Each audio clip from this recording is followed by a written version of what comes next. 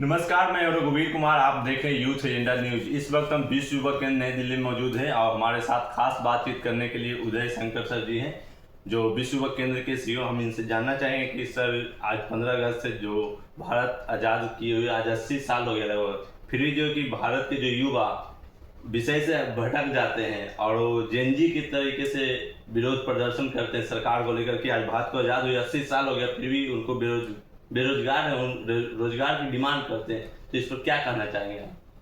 सबसे पहले बहुत बहुत नमस्कार आप सभी साथियों को।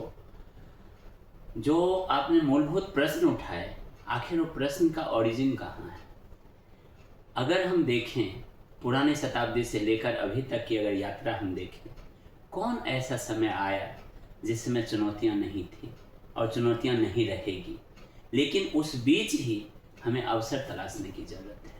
आज जितने युवाओं के बीच जिस तरह से उनको कैरियर के लिए जितनी सारा अपॉर्चुनिटी है, इतना मुझे नहीं लगता है कि आज से पहले कभी रहा होगा।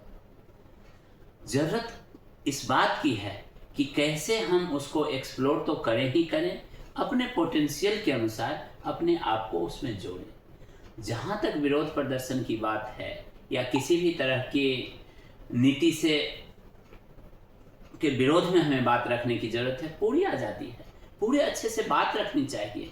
नीतियाँ इसीलिए बनती ही हैं कि उसमें और कैसे समावेशी रूप उसको दिया जा सके। आज इतने बार भारतीय संविधान में संशोधन हुआ, ये तो समय काल और परिस्थिति के अनुसार संशोधन होता ही है, होना भी चाहिए, लेकिन उसके अपने अपने तरीके हैं, अपने अपने मायने हैं। आज आप यूथ एजेंडा जैसे इतने बड़े पत्रिका के साथ आप जुड़े हुए हैं, लाखों युवाओं के बीच आप काम करते हैं। युवा आखिर चाहते क्या है? उनकी चाहत से पहले हमें ये देखना पड़ेगा कि क्या उनके लिए अपॉर्चुनिटी है। यदि अवसर नहीं है तो ज़्यादा से ज़्यादा हम अवसर कैसे क्रिएट करें। और युवाओं को भी जब इस बात की समझ आ जाएगी कि हम एक तरफ तो जॉब गिवर भी बन सकते हैं और एक तरफ जॉब सीकर भी बन सकते हैं, तो हमें बनना आखिर क्या चाहिए? तो पहली बात तो ये है। दूसरी चीज़ें ये है कि क्या हम अपने में स्किल एनहांस कर रहे हैं, क्या अपने हाथ को हम हुनरमंद बना रहे हैं, क्या हमारा जो विचार है उसको क्या हम सकारात्मक दिशा में जोड़ रहे हैं। यदि इन 3-4 मूलभूत प्रश्नों के ऊपर हमारा युवा विचार मंथन करे, मुझे लगता है कि काफ़ी भविष्य सुनहरा है।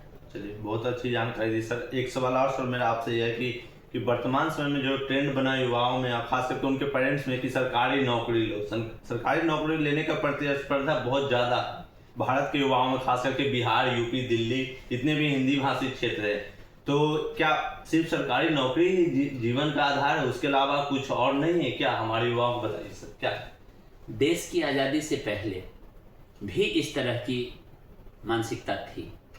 जो लोग ज़्यादा से ज़्यादा सरकारी जॉब में थे, वो समझते थे कि उनका एक रहन सहन अलग है, उनके जीवन का एक स्टैंडर्ड अलग है।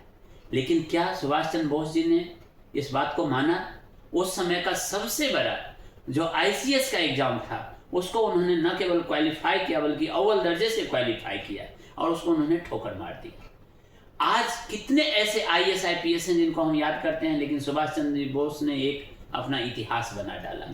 जब भी कोई व्यक्ति लीक से हटकर चलेगा, वो अपना एक फुटप्रिंट क्रिएट करेगा, और जब भी लीक पर चलता रहेगा वो अपना फुटप्रिंट क्रिएट नहीं कर पाएगा।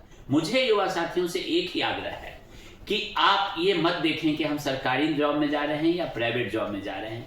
आप ये देखें कि क्या हम अपने सामर्थ्य से बढ़कर समाज के लिए योगदान दे रहे हैं। यदि आप दे रहे हैं तो सरकारी नौकरी भी बेहतर है, प्राइवेट जॉब भी बेहतर है और आपकी उद्यमिता भी बेहतर है। लेकिन यदि अपने सामर्थ्य से आप घट के दे रहे हैं तो चाहे आप किसी भी जॉब में चले जाए, आप जस्टिफाई अपने आप को नहीं कर पा रहे हैं। मुझे आपके मार्फत से यही कहना है, आपके माध्यम से यही कहना है कि कोई भी काम छोटा या बड़ा नहीं है, कोई भी पोजीशन छोटा या बड़ा नहीं है। हम कितने शिद्दत के साथ उसमें जुड़े हुए हैं, ये हमारे लिए सबसे बड़ा मायने रखता है। आज आप देख सकते हैं कि एक से एक हमारे IIT करके, एम्स से पढ़ाई करके, IIM से पढ़ाई करके देश विदेश की बड़ी बड़ी कंपनी में कोई CEO के पद पर हैं, कोई वहाँ के चेयरपर्सन के रूप में हैं। वो क्या सरकारी जॉब में हैं? ये अपने को भेद मिटाना पड़ेगा। सेवा का मतलब सर्विस एबव सेल्फ। अपने से बढ़ के यदि हम सर्विस देने के मोटो में हैं तो चाहे वो सरकारी हो, चाहे वो निजी संस्थान हो, हर जगह हम तरक्की कर सकते हैं, हर जगह हम तरक्की करा सकते हैं, बशर्ते हम समर्पण भाव कितने से जुड़े हुए हैं, डेडिकेशन कितना है, डिवोशन कितना है। मुझे लगता है कि इन सालों को, मिथक को हमको तोड़ना चाहिए। जमाना बदल रहा है, जमाना बदल चुका है, हमें जमाने के साथ कदम ताल करना है। कोई भी जब छोटा या बड़ा नहीं होता है, सोच बढ़ानी है, तकदीर बढ़ेगी। तकदीर बढ़ेगा तो देश का तकदीर हम बदलेंगे। एक एक ईंट से जैसे बिल्डिंग बनता है, वैसे ही एक एक युवा इस देश की बहुत बड़ी मूलभूत इकाई हैं और उनके बदौलत ही देश तरक्की करेगा। समृद्ध भारत का जो हम सपना देख रहे हैं, विकसित भारत का जो सपना देख रहे हैं, युवाओं के द्वारा ही पूरा हो सकेगा। चाहे वो अर्बन यूथ हो, चाहे वो रूरल यूथ हो, चाहे ग्रामीण हो, चाहे शहरी हो, सब लोग जब मिलकर काम करेंगे तब हमारा यूथ एजेंडा पूरा होगा और उसी यूथ एजेंडा पर हमको चलकर आगे बढ़ते रहना है। बहुत बहुत धन्यवाद सर, आपने बहुत अच्छी जानकारी दी हमारे युवाओं को। तो लगातार आप बने रहें यूथ एजेंडा न्यूज़ पे। जय हिंद, जय भारत। Thank you.